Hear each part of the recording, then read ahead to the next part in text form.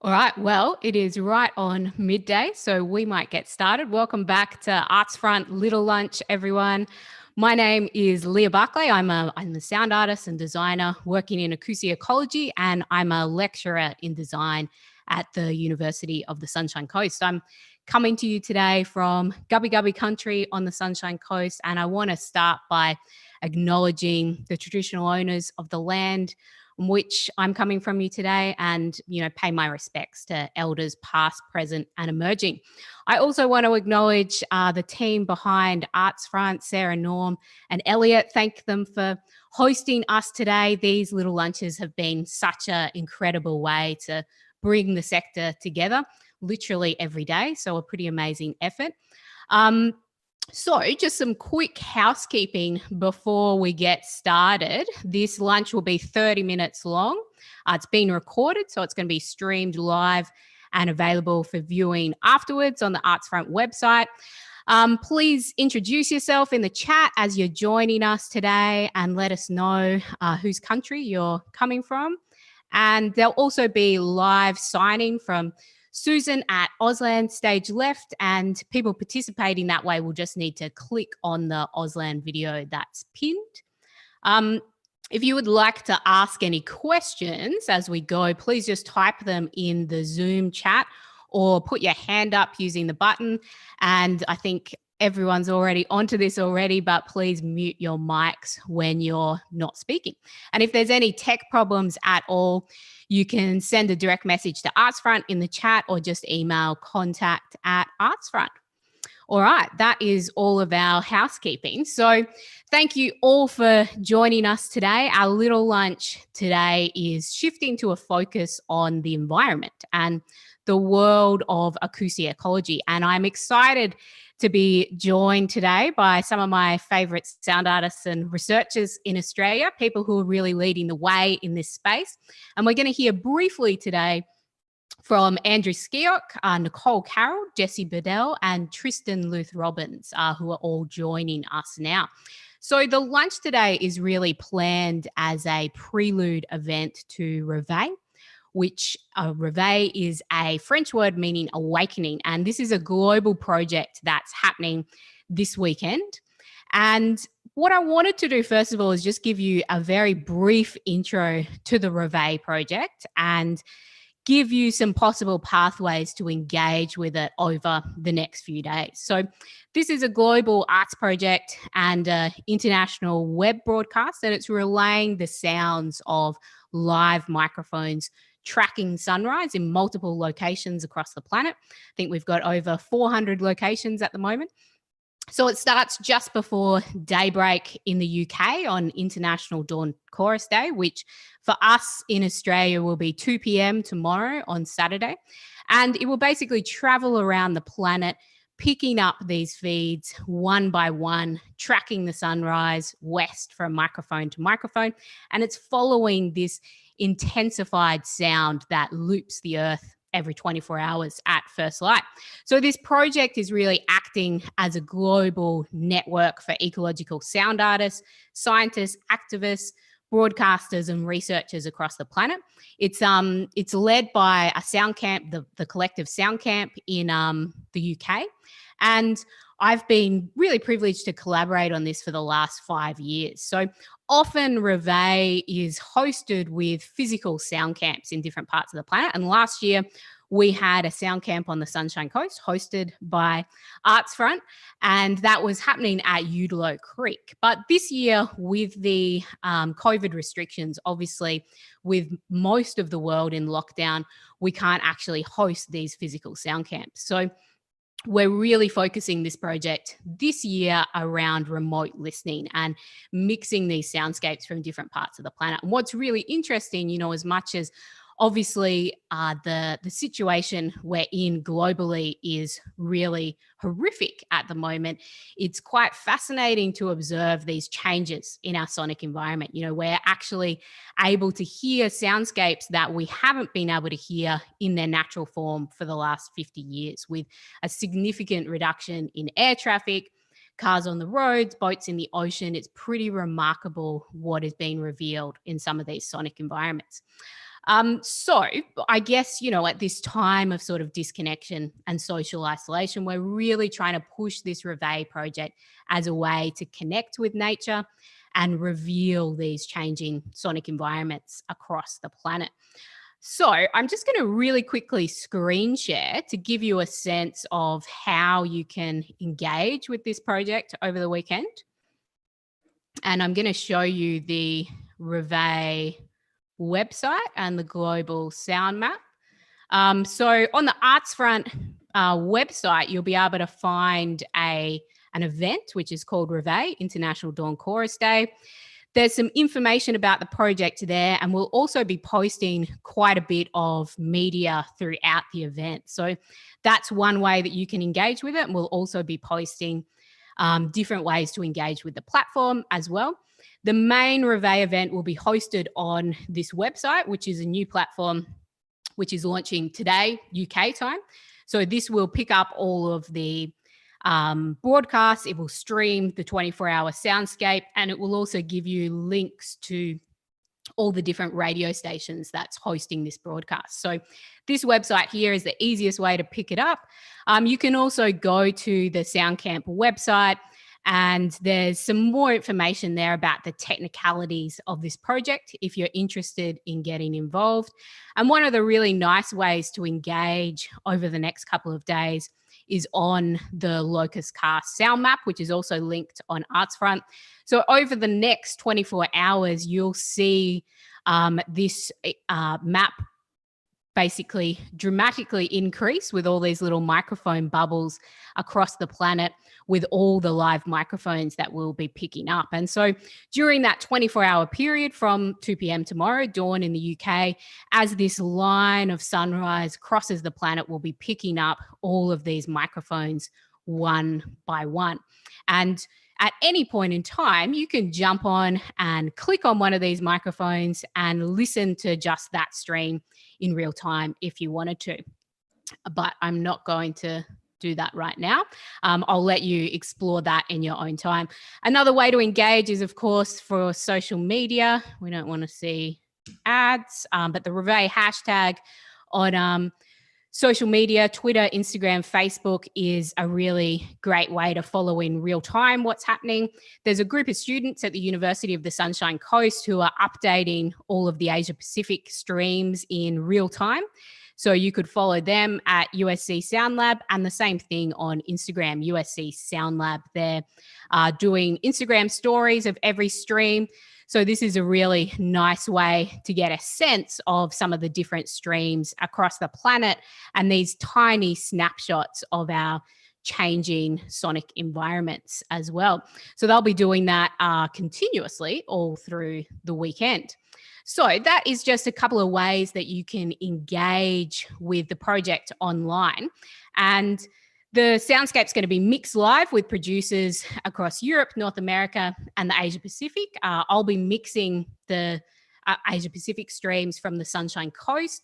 And we've got about 15 streams running across Australia. So on the Sunshine Coast, we've got the Rainforest Canopy at Mary Cairncross, hydrophones in the Maroochy River, and also the Noosa Biosphere Reserve. And the 4 sound artists and researchers that I've invited to join us today are also hosting streams. So I'm just going to hand you over to each of those individually and get them to introduce their practice, the location that they're coming from, and to give you a little bit of a taste of the stream that they will be featuring during Reveille. So we might start off with Andrew Skeoch, who is a board member of the Australian Forum for Acoustic Ecology, president of the Australian Wildlife Sound Recording Group, and one of Australia's leading wildlife field recorders. So if any of you have ever picked up one of those incredible albums from a national park or heard some of the beautiful soundscapes from across Australia, many of those have been recorded by Andrew over the last 25 years. So we're lucky to have Andrew joining us today from his incredible property in Victoria. Over to you, Andrew. Thanks very much, Leah, and hello, everyone. Yes, it feels like a long time ago that I started doing sound recording and learning that not only how to make good recordings, but to actually listen to nature. And this weekend will be the first time that I'm actually live streaming. You've been inviting me in many years, Leah, and I'm finally getting my technology organized to do it. So, yes, I live in central Victoria, and we're very privileged to have land here, about 115 acres of really healthy native woodland. It's box ironbark forest, so dry eucalypt woodland. And sunrise here is around about 7 o'clock in the morning. So I'll be putting the microphones out and running the signal back in and just see what we get. I must admit, today is really cold. It feels like, as I said, Antarctica's just over there somewhere. And it's been raining the last 3 days. There's been hardly any bird song, and the birds that I have seen have been kind of all fluffed up and trying to keep themselves warm. So what we're going to get over the weekend, I don't know. But nevertheless, we can give it a go. I mean, even, well, it's interesting, just this, the fact that nature in the Northern Hemisphere, of course, is just blooming with birdsong at the moment. But we're kind of in our fallow time. And once it gets to around about February, March, the dawn chorus simply doesn't exist. I think there might be a few honeyeaters piping, and then it goes very silent for about the next hour to an hour and a half before the sun comes up, and then the birds might start getting active. But it's a very quiet time of year overnight and in that early morning time. The situation with the corona has, I was really intrigued to see what would happen in terms of the soundscape here. I watched as the air traffic diminished, and then almost stopped, with the exception of private air traffic. But the international stuff, we've got a flight path that goes between Melbourne and Darwin and all points north, Singapore and Bangkok and so on. And it passes about maybe 10 kilometers to our northeast. So I'm just, in the 20 years that we've lived here, I'm used to a steady stream of aircraft just coming and going. It's just gone, the skies have gone empty. It's really quite extraordinary. However, the traffic and, as I said, the light air traffic is still, I haven't noticed a big diminishment in that. So it's been interesting how selective the changes in the soundscape have been. And of course, at this time of the year, cool, humid mornings, sound travels for quite a distance. So I'm still noticing it. Wonderful. So anyway, thank you, Andrew. Till the morning, yes. Wonderful. Thank you. That's a really nice insight into what's happening in your local stream. I mean, I'm sure some people have some questions for Andrew, but if it's all right, we might save questions to the end and move along to Jessie Bedell, a fantastic Australian composer who's also on the board of the Australian Forum for Acoustic Ecology and the World Forum for Acoustic Ecology.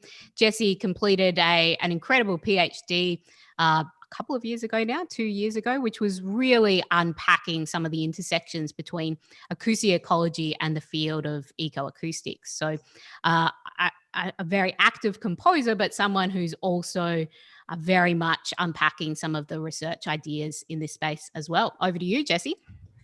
Cool. Thanks, Leah. I'm a composer and sound artist, and I come to you today from Kaurna country, in the Adelaide Hills, but spent quite a lot of my childhood in regional South Australia, particularly Ngarrindjeri country in Murray Bridge.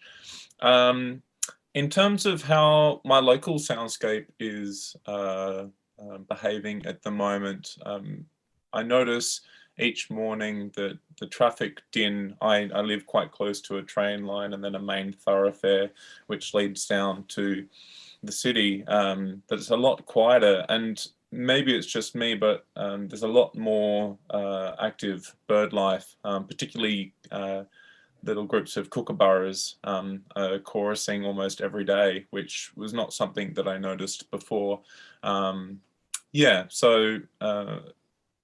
That coupled with the fact that we're in a valley creates a really lovely resonant chamber that without the urban din has made for some lovely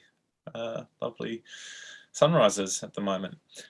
In terms of the streams that I'm putting into Reveille, the three that are, I think I would just put two on there, but they come from a project that I did down in the Limestone Coast in Boandic country in South Australia's southeast.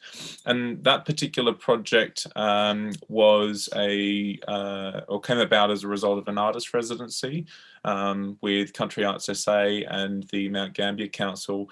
And what I was interested in is doing multiple live streams as part of an installation. Typically, when you've got multiple live streams, they're all on a horizontal plane. So you might have particular microphones set up at one particular site or even different sites, but they're all horizontal.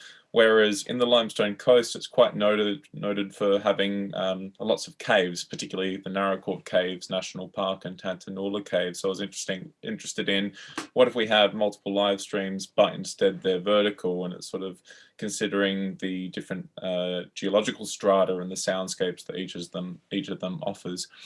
So the microphone streams, the two that are there, one is from the subterranean bat cave at the Narracourt Caves National Park. I'm piggybacking off of microphone infrastructure that the park already has set up there. And then I also have my own mic set up above ground, the one that I chose being from the tree canopy there. So you're hearing both potentially in real time, both the subterranean and the canopy soundscapes. In terms of then how those streams are treated in the installation format, there is a separate speaker array that's also vertical at the Sir Robert Helpman Theatre in Mount Gambier, and there's speakers corresponding to the microphone positions, speakers on the ground level, mezzanine level, and rooftop. So they're all kind of being mixed in real time, responding to BOM weather data. So depending on a variety of factors, whether it's the direction of the wind or temperature or air humidity, that's all mixing and live processing that soundscape there. The ones that will be heard as part of Reveille are not being treated at all, but yeah, I just thought it would be interesting to kind of know what is one potential outcome of hearing those streams. Amazing. Thank you, Jesse. And, you know, your streams are such fascinating ones to listen to at any time of the day as well. We were doing some tech tests in London last night, and it was really quite amazing to weave in your cave streams with the canopy streams at Mary Cane Cross and some of the wetland streams as well, and to hear some of the similarities in the soundscapes as well, particularly a lot of the bat sounds just sort of below that ultrasonic range, which were coming through in all the streams. So everyone in London was very excited about that last night. All right, we might quickly move on to Nicole and Tristan now. So Nicole Carroll's joining us from Newcastle, and we're claiming Nicole as a Australian sound artist now because she has recently moved to Australia to take up a position as lecturer in digital composition at the University of Newcastle. But Nicole spent a significant amount of time in Australia recording Australian soundscapes, as well as also a board member of the Australian Wildlife Sound Recording Group, and works with the AFAE as well, and has been involved in Reveille for 3 years now, I believe. Over to you, Nicole. Yep. Well, I think you just said everything. So I'm it's all right. I am a composer and performer and instrument designer and builder. Most of my work in acoustic ecology is focused on aquatic ecosystems. And I guess that's maybe since 2014, since I moved to a place where it's actually near the water, coming from inland in the United States, where water was an adventure. You had to take a trip. Once I moved to a river city, it was like, here's water. I can listen to the water all the time. So as a focus for my composition and performances, I'm really looking for noisy sources. And of course, our snapping shrimp are an incredible source for noise, but also motors. So a lot of my recording focus is collecting motor sounds. And it's a little bit of a disconnect because we know it's noise pollution, but it's also really a beautiful sound when the motors are resonating underwater. And so it's a little bit of a hard thing to reconcile, but I'm actually enjoy the boat noises, which is what we're not hearing now. So I will be streaming from the Throsby Creek, which is just 5 minutes from my apartment. It's just a little inlet from the Hunter River. And basically this is the yacht strip, and it's just across from a row club and a boat ramp. And when I moved here just at the end of January, there was still a lot of recreational activity, jet skis and rowers and that sort of thing, and they aren't there anymore. So now I'm just hearing shrimp and fish and no more motors. And I guess that's okay. That's okay. And on the stream, I will be sharing my my Throsby Creek like go-to spot. Like that's my daily walk, and hopefully there will still be no jet skis. I don't think anybody will be out at 6:30 in the morning on the water besides me. So it'll just be me, the shrimp, and everybody that's listening. So I will be streaming from 2 hydrophones. My typical mobile streaming kit is just my iPhone, my Zoom H6, and 2 Aquarian hydrophones, and that's it. No processing, just the shrimp. Excellent. Thank you, Nicole. Yeah, brilliant. I'm really looking forward to your stream. I mean, I think it's always quite fascinating when we talk about Dawn Chorus. People always associate Dawn Chorus with that awakening of birds and that sort of stereotypical Dawn Chorus. But I mean, when we think about all of these other ecosystems across the planet, particularly aquatic ecosystems, as Nicole's just described, I mean, every day there's a Dawn Chorus of fish and snapping shrimp on the Great Barrier Reef. And it's the same with every river system. So we'll experience a similar Dawn Chorus in the Maroochy River as the sun rises as well, with a similar hydrophone setup to Nicole's. Thanks, Nicole. All right, we will head over to Tristan, lucky last, to give us a brief summary of his practice and the work he's doing in South Australia. Like everyone else that's with us today, Tristan is an incredible sound artist and has been really pushing what's possible with online sound mapping. I've been following his work for many years that he's been doing, recording different soundscapes in the locations where he lives, and he's also an active board member of the Australian Forum for Acoustic Ecology as well. Over to you, Tristan. Thank you, Leah. I'm coming to you from Kaurna country here in the Adelaide suburb of Parkside, probably about 2-3 kilometres from the CBD. It's one of Adelaide's characteristic leafy suburbs, festooned with many trees and lots of bird life and natural activity as well as anthropogenic activity. As far as my practice is concerned, I work predominantly as a sound artist, and a lot of my work over the last 5 to 6 years has been chiefly concerned with examining the tension, the inherent tension that exists in a localized setting between natural sounds and anthropogenic or human-made sound. So in that respect, life, sonic acoustic life under the pandemic has been quite an extraordinary, unprecedented time to observe these inherent tensions between natural and human-made sound. Within my immediate location here in Parkside, I observed the change was quite sudden. Air traffic had dissipated. The peripheral hum of the rush hour along the main arterial roads had almost sort of, to use a poetic expression, sort of receded, much the way the tide would kind of recede out into the ocean, where it was still distinct to a certain extent, but it had seemed to clear off into the distance. I'd also, I don't know, lots of analogies come to mind. One was of living in the city here, of urban smog, and as if an anthropogenic sort of sonic smog had briefly cleared for a time. So a great opportunity to make recordings and observe these kind of things. As far as my contribution to Reveille goes, regrettably, at the last hurdle, technologies conspired against me.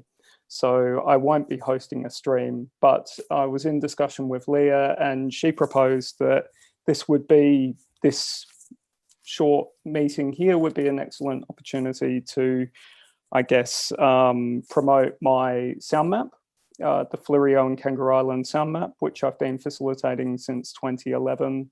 I'm originally from the Fleurieu. I grew up in the small coastal community of Normanville and Yankalilla, and I've still got quite a close attachment to the region. So having, I suppose, that background and intimate knowledge of the region coupled with my practice as it is now has given me an excellent ongoing project to keep running and learn a great deal from for what has nearly been 10 years or so. So yeah, in lieu of a Reveille stream, please hop onto Google and Google the Fleurieu sound map, or I should say Fleurieu and Kangaroo Island sound map.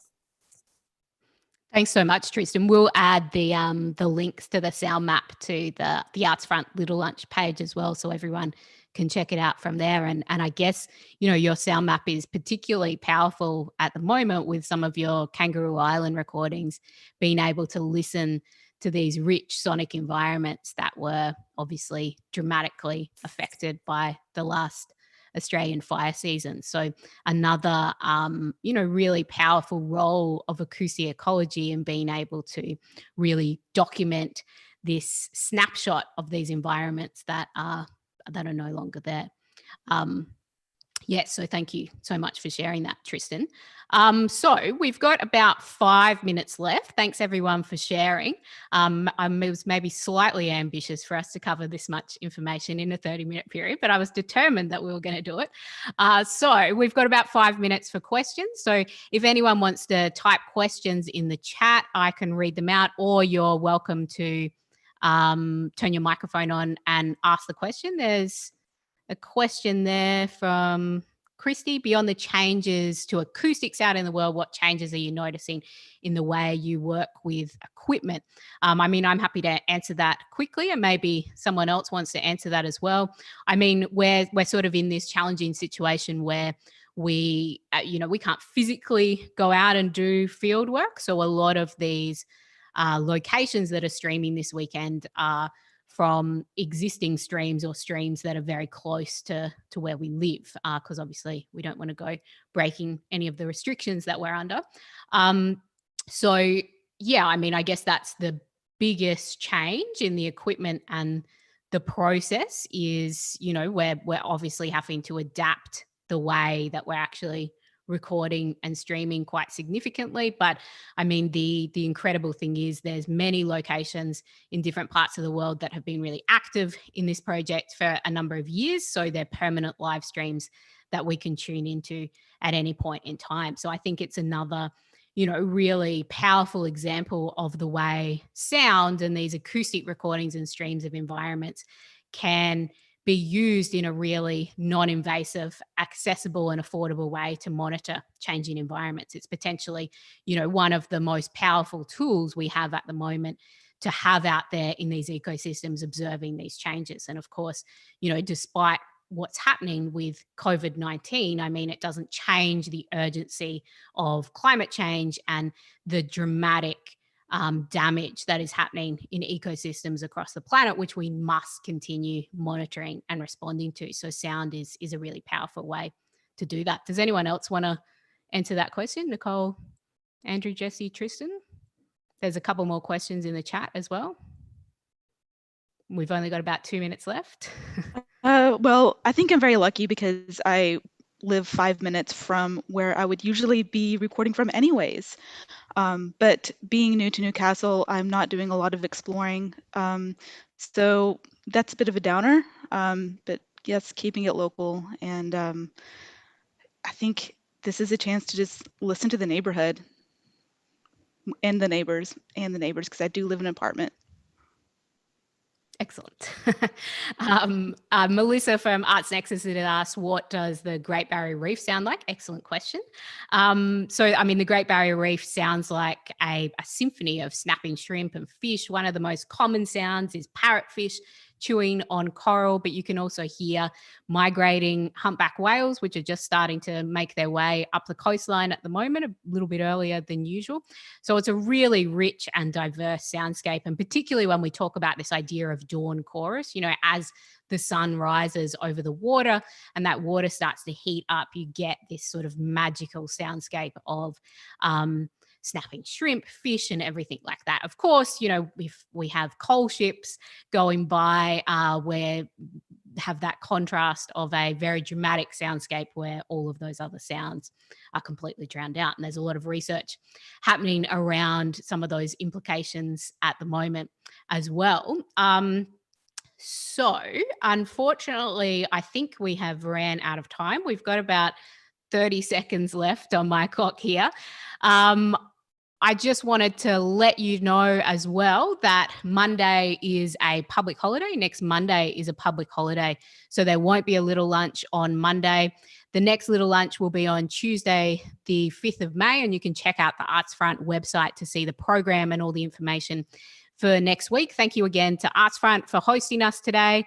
Thank you to Nicole, Jesse, Tristan, and Andrew for joining us. And I would encourage you all to jump on the Arts Front event for today and have a look at all those links that we shared. And please do listen to Reveille over the weekend and engage with these changing soundscapes across the planet. Thank you very much, everyone.